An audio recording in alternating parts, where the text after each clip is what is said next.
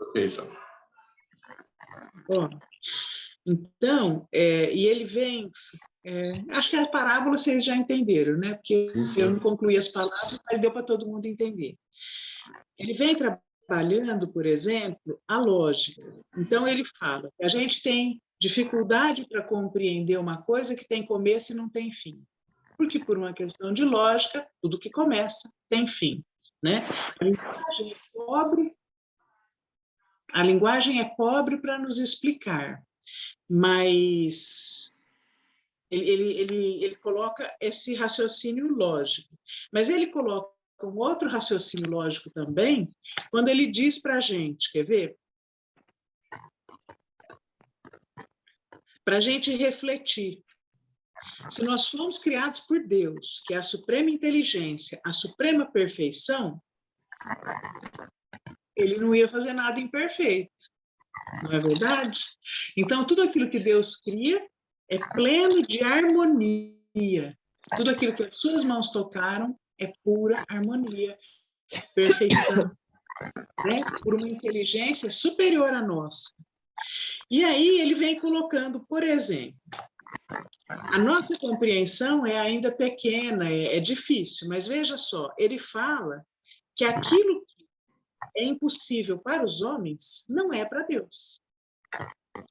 Né? Então, a gente não compreende isso que tem começo e não tem fim, porque a gente não compreende que as possibilidades de Deus são outras. A capacidade que ele tem, o que ele cria, tem outra característica, vai muito além. E também, o que a gente entende como fim, na verdade, sofre diferenciação no seio daquele que nos criou. Por quê? Porque a gente está falando de coisas transcendentais. E a gente não compreende ainda o que é o fim. Porque o fim talvez não exista nem para a matéria que a gente enxerga como finita. Né? Outra coisa que eu achei assim, bastante interessante, quando ele fala do tempo, ele fala assim, ó, se nós somos semelhantes ao Criador, somos eternos. E o tempo para nós, como espíritos, vai servir para a nossa renovação interior. Quanto mais velhos, mais novos. Significando que o tempo, na verdade, para Deus e para a gente como espírito eterno vai contar de maneira completamente diferente. Isso a gente também já comentou, já falou. O tempo para Deus, o tempo no mundo dos espíritos é outro. Ao ponto em que, com a evolução, o tempo, como a gente compreende, ele some. Ele não vai ter sobre nós o efeito que ele tem hoje. E ele vai diminuindo o efeito de uma forma que ele passa a não ser mais relevante. São outras leis, outra dimensão, uma outra grandeza. Nós vamos trabalhar com grandezas diferentes quando a gente também crescer o suficiente para viver nessa grandeza de harmonia. Hoje, a gente ainda não vive nela, porque nós ainda não temos ela dentro da gente. A gente ainda está lutando com a nossa pequenez. Mas conforme a gente se libertar da nossa pequenez, nós vamos trabalhar em outras grandezas. E nessa outra grandeza, o tempo não conta mais. Ao ponto que, com a passagem do tempo, a gente, não mais velho, a gente fica mais novo. Muito interessante isso, muito bacana. A gente sabe, por exemplo, que os espíritos as pessoas que morrem, ao passarem para o mundo espiritual, isso vários livros espíritas nos contam, eles remoçam. Não é? O espírito atinge o seu melhor momento de maturidade e plenitude física. Então, no mundo espiritual, ele remoça, sara das suas desarmonias, que a gente chama de doença, sara daquelas desarmonias, retoma a harmonia e atinge um momento de maduro, mais pleno, para viver a vida espiritual. Isso é muito interessante e isso vem confirmar o que ele está dizendo aqui, quanto mais velhos, mais novos. Porque essa plenitude vai ser alcançada por a gente, quando a gente tiver também o velho no sentido de maduro. né? A gente pode falar em maturidade, não em velhice. A maturidade é maravilhosa. Ela nos faz melhores, né? E a maturidade, quando eu digo, é a maturidade interior, porque não é a carne, mas é a maturidade de cabeça, maturidade de sentimento, quando a gente atinge a sabedoria, né? Que mais que eu achei importante assim destacar para vocês? O Rogério já falou a respeito dos mestres maiores, as grandes almas que descem para nos ensinar algo do amor, da ciência. O Jorge também falou, a Maeve, o amor, a ciência, a própria filosofia, né? Assuntos que para nós ainda são difíceis de entendimento. Mas ele deu um caminho muito importante para a gente, sutil, mas fundamental. Usamos a oração para compreender, na gradação das leis, aquilo que nos é dado conhecer. Então, ele usa a oração, usamos os espíritos superiores na busca de conhecimento, na busca de entendimento daquilo que todo mundo está em busca, sempre tem algo além que você ainda não alcançou. Então, nessa busca do algo além, eles usam a oração como a chave da porta. Olha que coisa interessante. A gente ter esse conhecimento para usar também para nós. Nós também estamos em busca, uma busca menor ainda, em relação à busca que o Miramês já faz, né? Ele já é uma alma superior que nos traz algo maior, grandioso. Mas nós também estamos nessa busca. E a oração pode ser chave para nós também. A oração, não no sentido repetitivo, de eu sentar e, Pai nosso que está no céu, santificado seja o seu nome, não. Mas aquela oração em que eu me conecto com Deus, em que o meu sentimento se eleva ao ponto de criar uma conexão. A hora que eu crio essa conexão, eu tenho a capacidade de sentir o conhecimento. Quando a gente escuta as histórias do Chico, diz que ele não lia os livros, né? Não sei se vocês sabem disso. Já escutaram falar disso, né? Já. Ele ficava o livro na mão e ficava com o livro na mão, assim. Ele não folheava os livros. Dali a pouco ele sabia tudo que estava escrito. É um jeito diferente de saber, hein, gente? É outra abordagem, é outra abordagem. É a abordagem do sentimento. Ele sentia o conteúdo, não especificamente lendo as palavras, que nós ainda precisamos ler palavras. O Chico já não precisava. Ele sentia o conteúdo de um livro. E ali ele conhecia a história, ele conhecia se fosse uma história, ou ele conhecia um ensinamento, conhecia uma revelação que estava dentro daquela obra. A mesma forma, talvez ele deveria usar com os espíritos que vinham se manifestar através dele. O espírito chega, traz, através do sentimento, um conhecimento, uma história, um romance, e o Chico vestia aquele sentimento que o espírito trazia com palavras. Porque as palavras são uma vestimenta. As palavras, na verdade, não são nada. Elas são apenas uma vestimenta, uma roupa que a gente coloca num conteúdo maior. Então, veja bem, a oração como conexão para nos abrir canais diferentes. Isso eu achei assim, fundamental para a gente não esquecer. Nós temos dificuldade, mas a gente também tem a chave. A chave está aqui.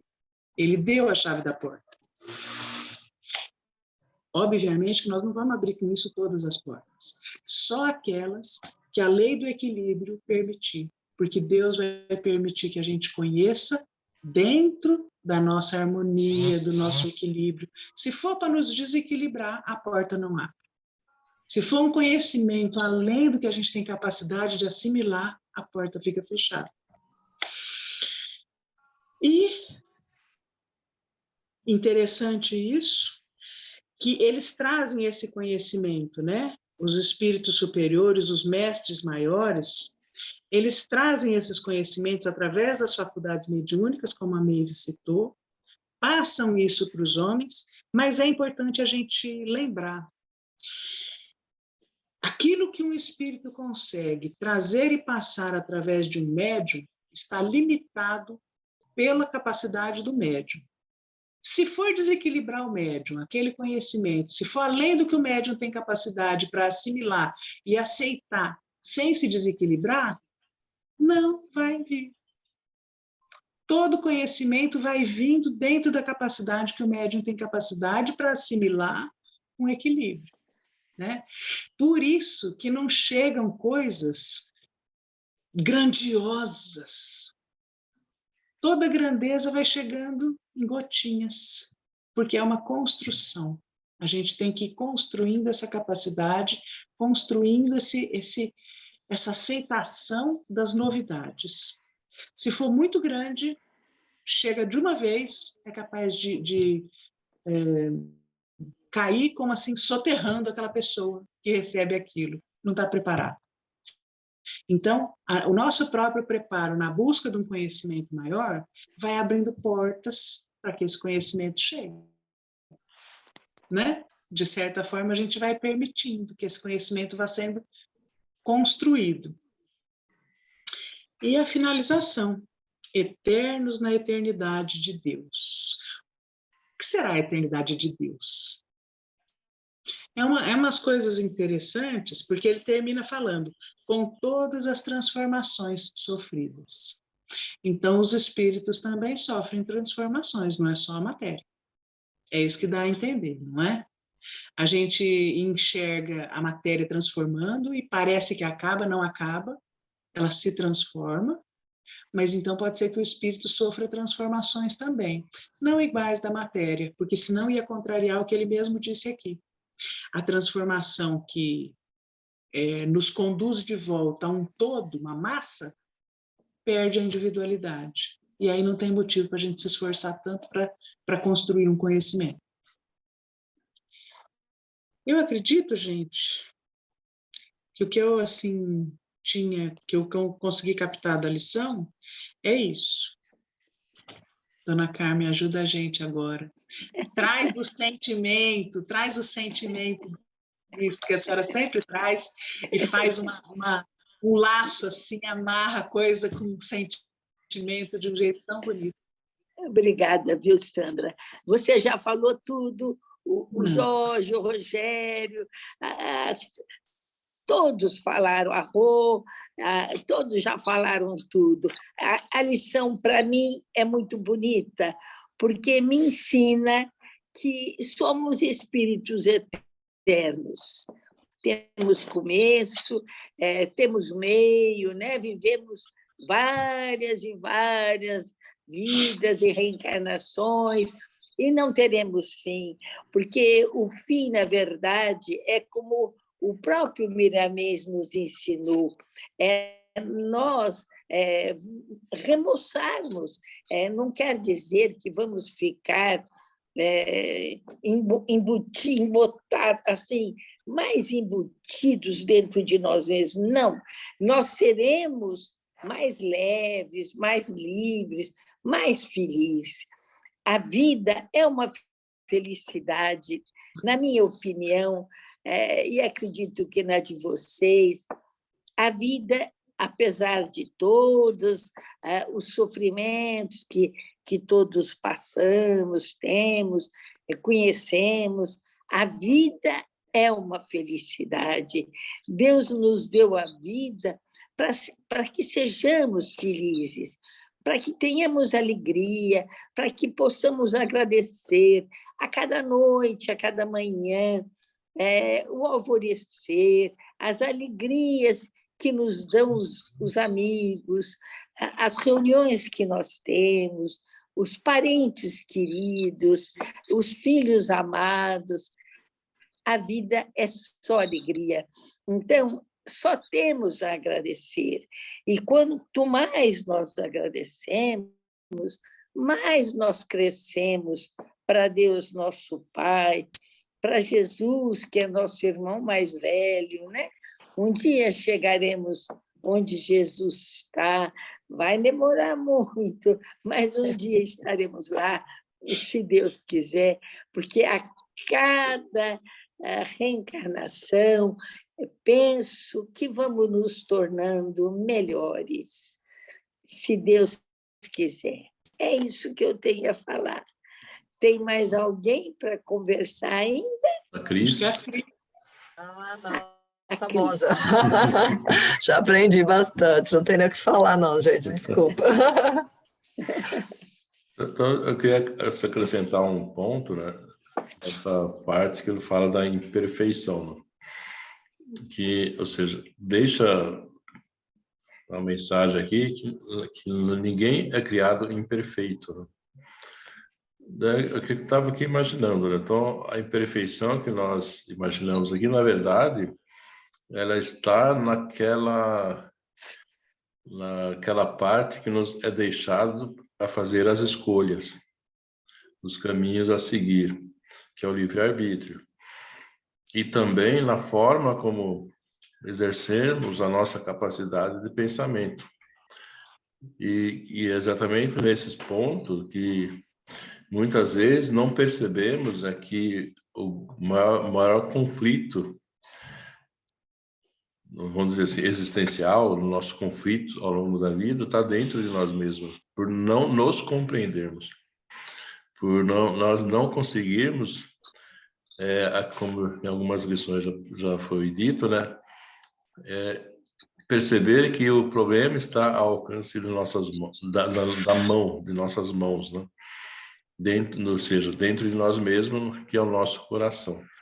Que a forma como esse coração se manifesta e como se absorve das energias que ele consegue exalar, né, e exteriorizar, conforme vamos fazendo o bom uso disso.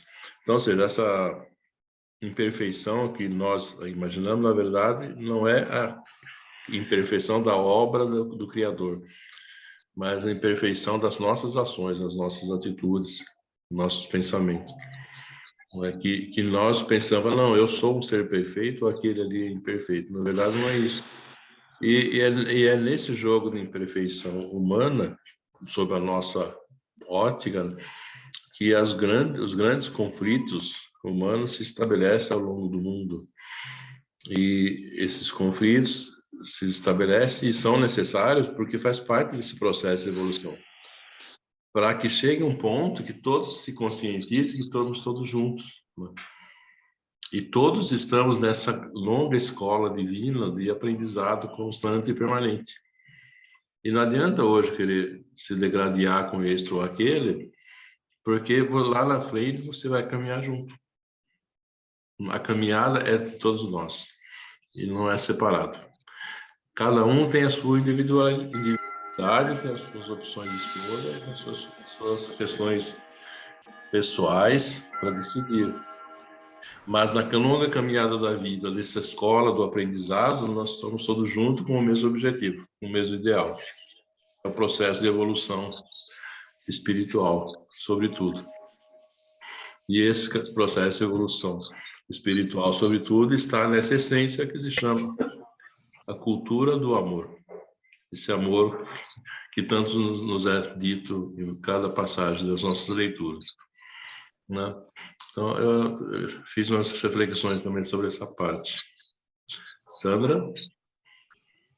Acho que o que você falou, Jorge, tem a ver com as pedras do rio, né? As Exatamente. pedras que dentro do rio vão polindo umas às outras, e é esse polimento que faz elas ficarem lisas, brilhantes, né? Se não fosse esse atrito, não haveria a perfeição ao final. Exatamente. Então, de fato, ninguém vai a lugar nenhum sozinho. Nós precisamos do atrito, é o atrito que nos faz melhores. Exatamente. Teve alguma outra passagem que falou também da necessidade de conhecer outras culturas, outras ideias, né? Lembra? Que é exatamente isso, que faz parte, ou seja, absorver um pouco de cada pessoa, cada individualidade tem uma forma de perceber a realidade. Sim. E isso aí são somas de conhecimentos que vai enriquecendo esse processo de aprendizado nosso, que é constante. Nós não temos resposta para tudo. E vamos demorar a ter. Mas com essa a sensibilidade de conseguir absorver as oportunidades que nos são dadas, é que vai fazer a diferença nesse nosso processo evolutivo, né? Sim. Com toda certeza. Muito bom. Podemos ir às vibrações? Ou tem mais algo mim? mais? Vamos? Então tá bom. Dona Carmen. Dona Carmen, isso. Só um minutinho, Dona Carmen.